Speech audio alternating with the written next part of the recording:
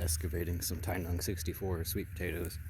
I've never gotten to harvest this variety, and it's pretty early in the season. I don't really know when you're supposed to start picking these, but this one looked big, so I decided to record it. This plant, I think I put it here as a cutting,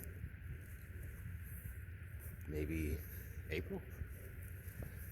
If they're making stuff like this in April, I don't know what's gonna look like at the end of the year. This is nuts.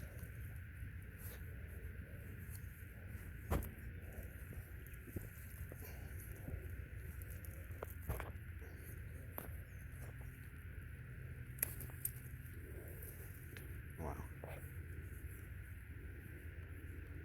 That's nuts. I don't think I've ever had a sweet potato that big, that grew that fast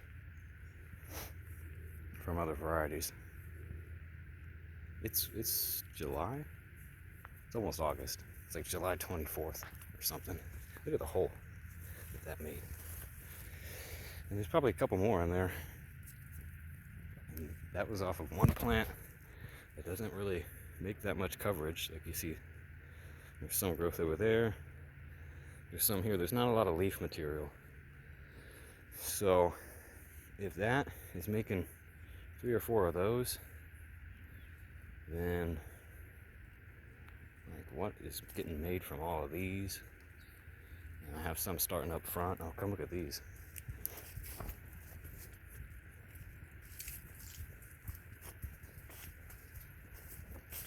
Look at all this. This is all from cutting. And they're eating up the ground. This is pretty new, so I don't think there'll be any tubers on it yet, but it's just sitting there. It just grows. There's no weeds. I don't really weed out here because the sweet potatoes are here. See where the sweet potatoes aren't here. The weeds get in, so when they start to advance, I'll come through and weed whack or dig that up, probably dig it up, and then when they cover it, nothing comes back. Same with the Mavuno cowpea, or however you're supposed to pronounce it, that I have all throughout here. No weeds. Put down a real thin layer of mulch. I don't have any more mulch. So when I was putting the mulch down here, I did it really thin, like way too thin. But I got the ground cover established, and now I have very little weeds. There's always going to be weeds, but it's reducing it to a manageable level. Like, this is a lot better than having a bunch of Spanish needles sticking to you. I can walk through it. It's going to make cowpeas. I'll have a food crop. It fixes nitrogen, but it probably won't be that helpful since I'm going to let it all go to seed. But it's covering the ground and it's keeping the weeds out, and that's all I needed to do. So the fact that it makes food is a benefit, just like these potatoes. All I really want from the sweet potato is for it to cover the ground, and it does, and it makes food. You can eat greens if you cook them, and then you can get a starch crop, which is pretty valuable, because you can have all the greens you want, but you need calorie crops. You need some starch. You need starch that's not going to take a lot of energy out of you. Like, I don't grow regular potatoes. I definitely will.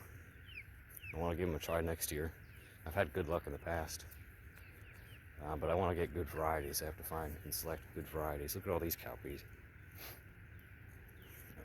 These are, I think it's called Mavuno cowpea. It's a African variety, I believe. But it's supposed to run, but more or less crawl instead of climbing over stuff. And it does climb over stuff. Last year I planted it on the east side, and it didn't get a lot of sun, and it had the desire to climb, to reach for sun. But here it's climbing, but it's not becoming too much of a problem. It's as easy as coming out here and just cutting off the stuff that starts to climb. You see all that? All that's pretty clean. What else? Let's find more potatoes.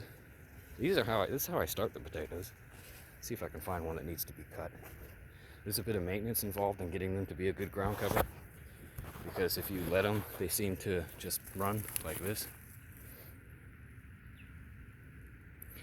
So what I do, you see all these, those will sprawl out, and this one will keep going. So I just pick off ones that start to run. Pruning that makes them shoot out more lateral branches, and they turn into this. See, that's where I picked it. And then it started to grow there. Started to grow another long one there.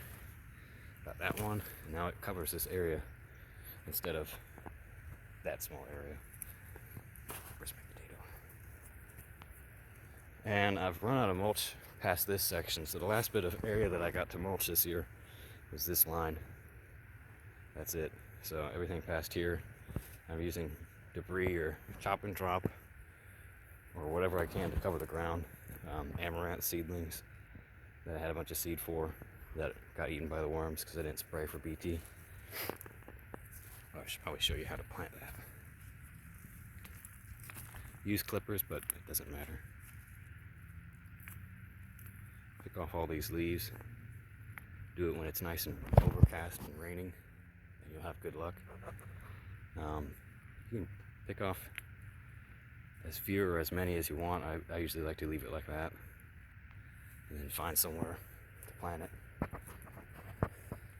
See, here's one I did the other day when it was still hot. This is fine. Like, it doesn't matter. It's gonna grow, and if it doesn't grow, the amount of these that you can make once a couple get established, like I can get handfuls of cuttings every other day once I have enough stuff started. Now the trouble is finding a place to put them that I haven't already planted a cutting. Like I just did all these the other day.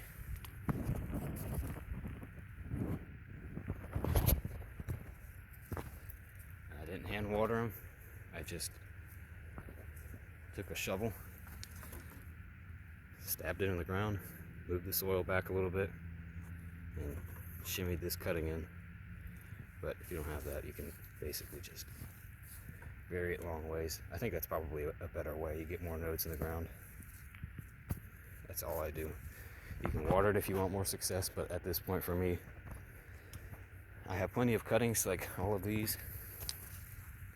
They get about that long. You cut them back. It's so wet out nowadays that most of these are already starting roots. Cut it back, let it sprawl out. You see, I've already done it there. There's a cut. And that's a sprawl. And I'll cut it again. And that'll turn into a plant that gets cut, and it just goes on and on. I should weigh that. Or just eat it. I'm probably just going to eat it. But if you really want a bunch of cuttings, you just grow out a potato, which didn't take that long, and then use that to make slips. I should do a video on vegetables. Everyone's always talking about how no one grows anything in summer. There's plenty of stuff. And you don't have to be out here micromanaging it. I'm not micromanaging this area. It's too hot to do any of that. This is all, there's no irrigation. I'm poor, can't afford irrigation because I'm 20. So everything is either hand watered or I use a sprinkler, which I don't even have right now because it's at someone else's house, which is fine because I don't need it. You get the ground covers established. It acts as a living mulch that helps retain water when it does rain. I don't water any of this. No water.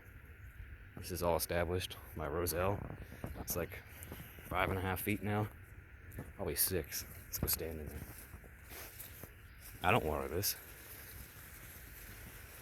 I don't need to. Phone is at head height. No weeds under here either.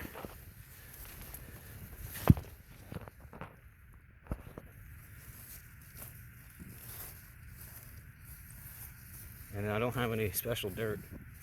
It's Florida sand.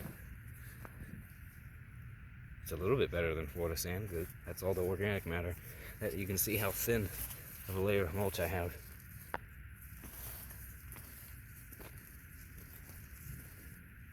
That's it. So it's like an inch. So it was maybe 2 or 3 inches when I put it in, which is not the recommended 8-inch to a foot. But you don't have enough mulch. but you do have the skills and the propagation material to do cover crop, then I don't need a thick layer of mulch. I just need enough to buy me enough time to get those cover crops established.